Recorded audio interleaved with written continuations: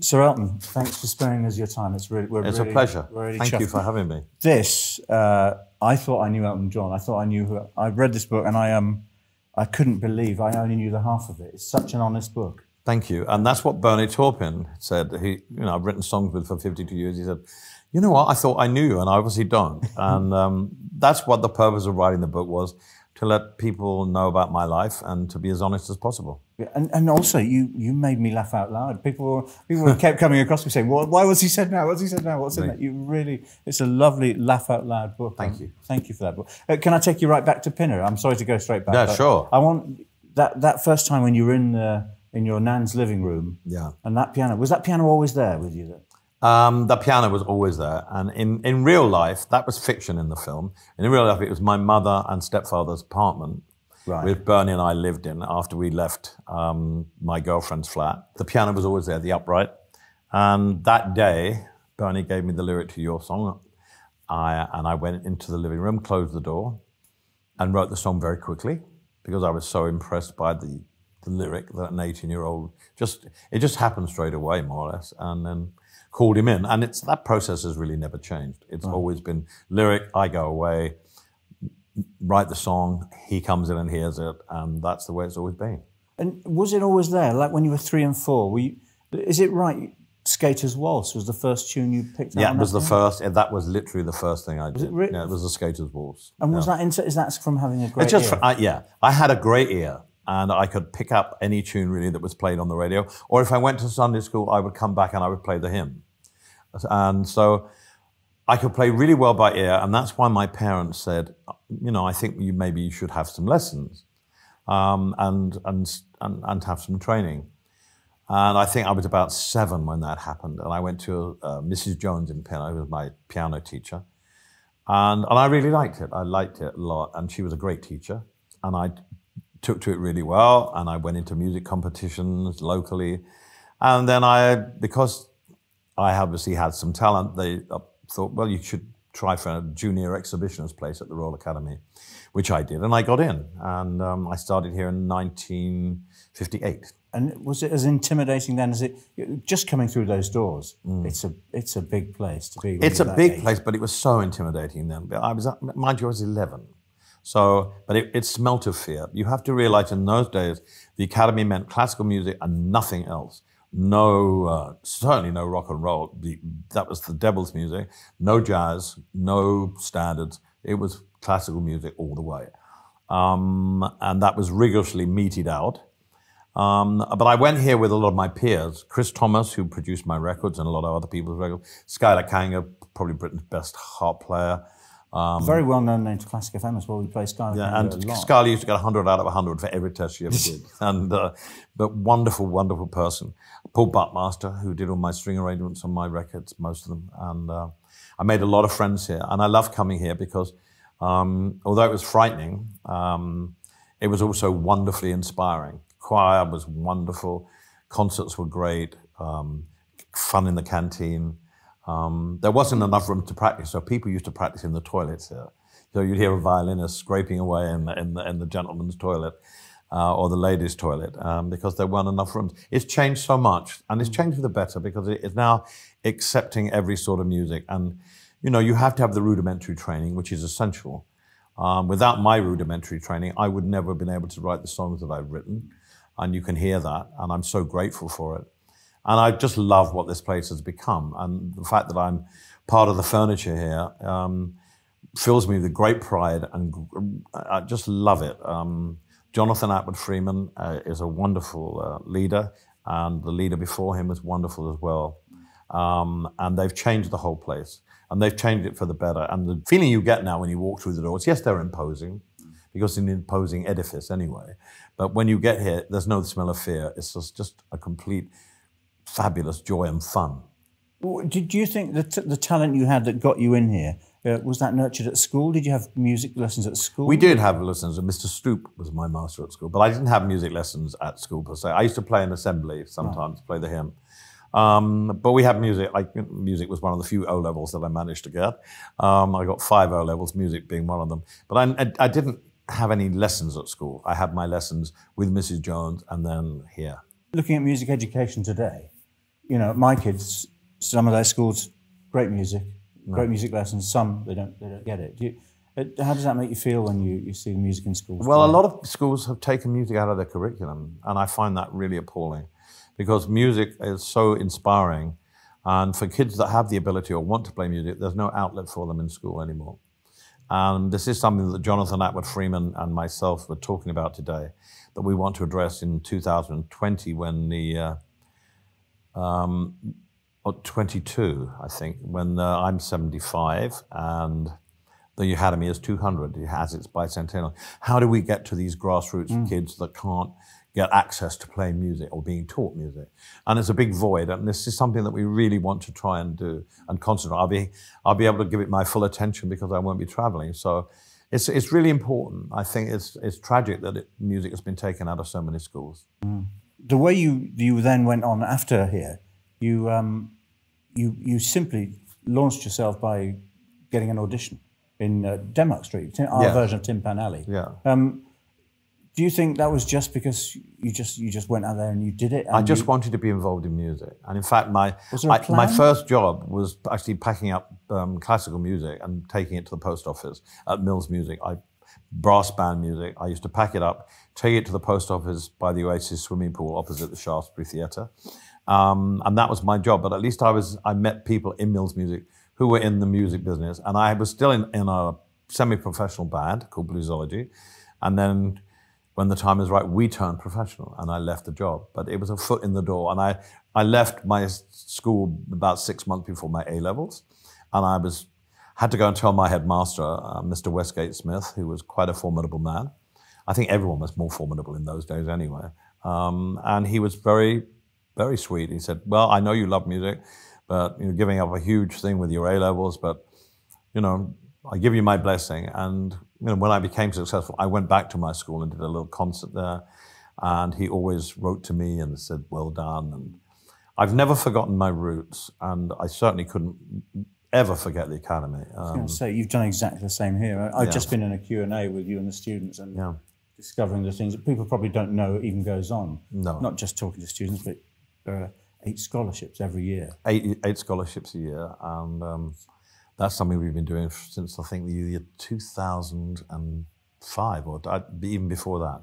It's something that I just really wanted to do because some students, you know, can't afford it, and they don't have the wherewithal or the money to get it, any other sponsorship. So I can help in that way, and it's been delightful to see some of them in here, and how they've succeeded and become, you know, what they wanted to be. It was a very moving moment to see some of your scholars standing up. Successful in the music industry. They're all being successful. They're doing what they love. They're musicians, they're singers, they're working in film arrangement, conducting. One of them is conducting at the Coliseum with the ENO. It's wonderful. I mean, music is so widespread, and I've always loved the genre of music and all the genres of music. And I'm so grateful for my classical training, and I know we're talking to Classic FM. So I'm very grateful for the music that I started playing. I played Chopin and Bach and Mozart and Debussy, and learnt to play the beautiful pieces of music. And then I was never good enough to play in the Academy Orchestra. It was always the best pianist, but to be part of the choir was incredibly That's one aspect I didn't know about. You love your singing in a choir. Singing in a choir, I think anyone who sings in a choir say it's such a moving experience. Just the noise that you make and the camaraderie, and it's just the most life-affirming experience singing in a choir. And I think that was the thing I enjoyed the most, was singing in that choir, and singing on a Saturday afternoon at the concert was really beautiful. There's so much beautiful choral music around, and just being part of a group of people who love to do that was just so, you know, gives you that fire in your belly to want to do more. And you very modestly said you wouldn't get into the orchestra, but you did eventually play with the symphony orchestra from here, didn't you? Well, I took them on tour. Yeah. I took and with Juilliard in America, I took them here. I took them on tour in England at Wembley, and then we went to America and we went to Radio City Music Hall. And I tell you what, I played with classical musicians. I played with the Melbourne Symphony Orchestra in Australia, which was wonderful. But playing with the kids was a different ballgame. So much enthusiasm, less cynicism. Yeah. And just, as, youth is so wonderful. When I listen to music now, the thing I'm looking for is being inspired by a new young musician, writer, singer. That's what inspires me. And playing with the youth orchestra was like playing. It was just like, I don't know. It was so exciting. It was like fireworks going off every night, and they were having a blast. They were in New York. They were playing with the Juilliard Orchestra, and they were going out and having a great time afterwards. And the sound that we made on stage was extraordinary. It's the same here. You say about the Academy. This place feels really buzzing, and it's not just because you're here. It's a buzzing place. Yeah, it is. There's so many things to do here now, and the atmosphere and the people who work here are really great, and they're guiding people to do what they want to do. Not everyone can be the greatest classical musician, but some people want to be in musical theatre, some people want to arrange, some people want to write, some people want to sing, and they're sorting that out. When I was here, there wasn't so much. It was just, you're either going to be a classical player or you're going to be in an orchestra or an opera, and that's it. There wasn't the other alternatives available. There are here now. And it's nice to see that one size doesn't fit all, but is there one piece of advice you might give to everyone in almost every area of music? It's the one, did you have any central? Well, if you're a classical musician, obviously practice and practice and practice. That is the thing that you have to. And as a pop musician, that's what I did as well. I practiced, and the more you practice, the more you play before an audience, the better you get. Fear drives you on. And also go for what you want to do. You have to, sometimes take a job that you don't really want to do, but it gets you to another place. So not everyone can be where they want to be straight away. You have to work your way up. And I played my share of horrible places and venues, but I enjoyed every single minute of it because it meant that I was learning my craft. Learning your craft is the most important thing. Because sometimes your music education, in inverted commas, is not always as obvious as you think it is. I remember you saying about Long John Baldry teaching you so much just by being with him. Yes. You watch people and you watch how they perform with an audience. I used to back all these R&B stars like Patti LaBelle, Major Lance, Billy Stewart. And watching them get an audience in the palm of their hand was extraordinary. And you learn. If you don't learn, then you're not paying enough attention and you shouldn't be doing what you're doing. To watch other people. When I watched Jacqueline Dupre play the Elgar cello concerto, it was such an extraordinary thing. I'll never forget it. It was just, wow. Can anybody be as good as that? Can I be as good as that? It was millions of miles from what I was doing, but it was so affecting. It was extraordinary. It made me cry. And it's when you see things like that and it inspires you. Inspiration is the greatest thing. Go and see the greatest people. Go and see people. Go and check other people out, other musicians. Get inspired. There's so many wonderful musicians out there doing things at Wigmore Hall, at the Festival Hall, at a concert, a pop concert or jazz concert. Go and check these people out. They will inspire you, and you will go home and you'll bounce along your way to the tube station like I used to do, to Baker Street, to Northwood Hills, and you think, God, one day maybe I can be like that. I'm absolutely intrigued. So which classical music do you listen to for choice, as it were? What music is your favourite? I tend to go towards the pastoral. I tend to go towards Vaughan Williams, Sibelius, Nielsen, Elgar, Aaron Copland. But it depends what mood you're in. The thing is, music is all about mood. I can get up in the morning and I think, I want to listen to Maria Callas today. I'm that kind of mood. Or I want to listen to Frank Sinatra, or I want to listen to Nick Cave and the Bad Seeds. The great thing about music is there's something there for your mood. I'm a bit of a romantic, so I just love Vaughan Williams and the Englishness of it all. And Elgar, obviously. And I love Handel. Handel is one of my favorite composers, and especially the trumpet music I love. I was talking to a trumpet player here that I give a sponsorship to. I'm talking about Wynton Marsalis playing Handel. And if I have a request on Classic FM, I'd like to hear. As you want. I'd love to hear some Wynton Marsalis Handel trumpet music. It's yours. It's absolutely yours. I also want to. Can I just quickly dig into you and Bernie Taupin? Yeah. I mean, I heard you talking in the Q&A as well about it. It's almost like a mystical arrangement. It's very mystical. There's no rhyme or reason really. It exists. I don't question it. People say, have you ever tried to fathom it out? I said, no, I trust the process. It sounds very cliche, but it's like a gift from God that I look at his lyrics. As I'm looking at them, I'm imagining what's going on. A film appears. I finish the lyric. I kind of think this should be the tempo maybe and genre of music. And then I put my hands on the keys. And then I go from there. And it's usually the first 4 or 5 chords that I play determine what the song's going to be. And I have no idea where it comes from. And you also said... It's kind of otherworldly. Yeah, it's a bit Twilight. Because you said you've never had writer's block in a sense. You just know some lyrics you might not be able to There are some lyrics that I've tried to write to and I couldn't write them. And so and that's not meant to be, so I'll just move on to something else.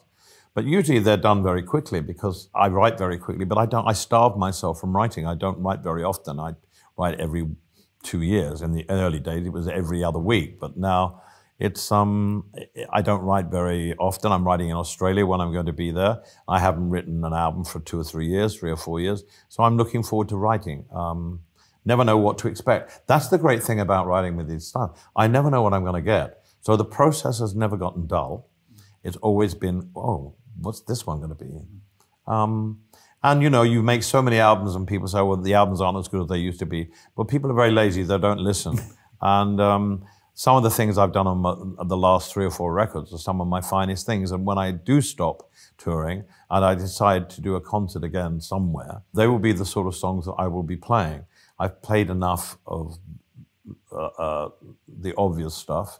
And there's plenty of things that I think are better.